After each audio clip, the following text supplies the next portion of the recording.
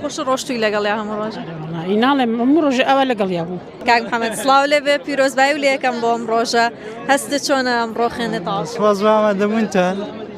هەستێکی خۆشە بەڕاستی دوایە هەموو ساڵە لە ماندوو بوون و لە هەوڵدان باکاری خازانەکەمان و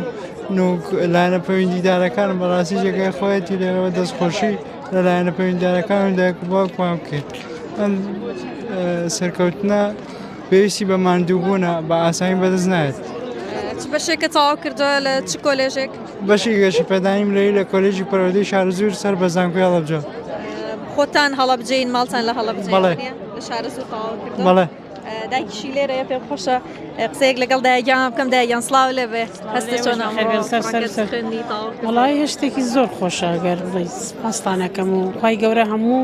کەسێ ئەوە بە دڵخۆشی مناڵەکانی بگات و بەدڵی خۆش بلەشی ساغی انشاءالله دڵنیام زۆر یارمەتیتانیاوە زۆر هاوکاریتان کردو چکە حاڵەتێکی تایبەتی هەیە والله زۆر لە پۆل یەک و ئەوە لەگەڵیا یەکی سەرەتایی و حتا ئەم دەقەیە لەگەڵیا خۆتان ماڵتان لە هەڵەبجەیە و لە شارەزوور وڵال ماڵمان لە هەڵەبجەی شەهیدە لە کۆلێژی پەروەردەی شارەزوور خوێندنی تەواو کردو تر ڕۆژانە هاتوو چەمان کردو ئەرە وەڵا هەموو ڕۆژە ڕۆشتنی و گەڕاوێتەوە ئێوارە خۆش ڕۆشتوی لەگەڵ هەموو ڕۆژە